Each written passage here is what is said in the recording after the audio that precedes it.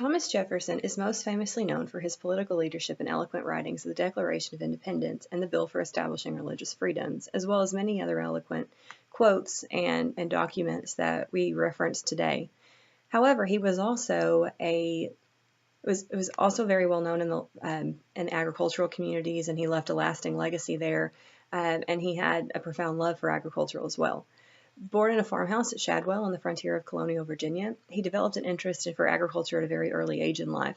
He is considered to be a scientific farmer and an agriculturalist in the most comprehensive sense in the agricultural communities. Around 325 of his letters dealt with agricultural matters. He even composed a farm and garden book. He also is considered an innovator for agriculture. He was among one of the first gentleman farmers to utilize crop rotation and to make use of manure for farming, manure for fertilizer. He introduced terrace plowing into Virginia and also paid very close attention to all of his plants and documented the amount of water that they would need, the sun that they needed, and the climate condition in which they worked best, which could have led somewhat to the climate zones that we deal with today when we're working with plants and where they would grow best. In terms of some practices that are actually still used today, he worked really hard to rid agriculture of blight by burning wheat stubble to get rid of the Hessian fly. Like I said, it's actually still used today.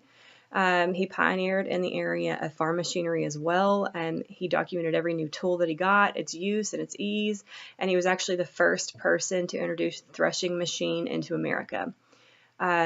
He also made machinery better. He had observed that the moldboard plow was very clumsy, and so he designed one that was cast entirely out of iron. This new plow received many awards, including a medal from the Royal Agricultural Society of the Scene.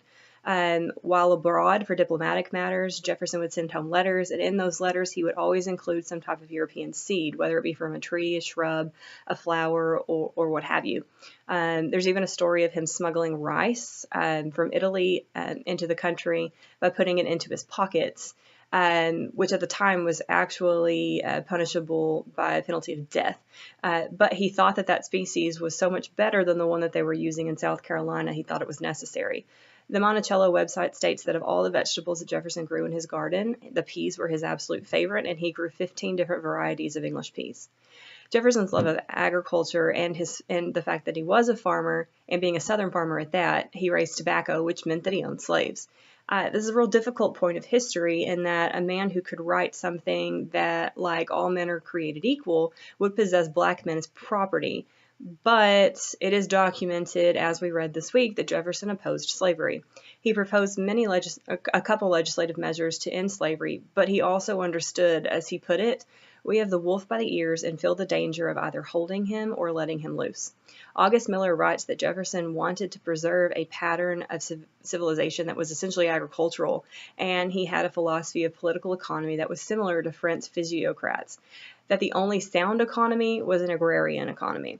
Miller also references other historians stating that Jefferson had a profound distrust of urban economy and urban civilization. Jefferson writes in his notes on Virginia that those who labor in the earth are the chosen people of God.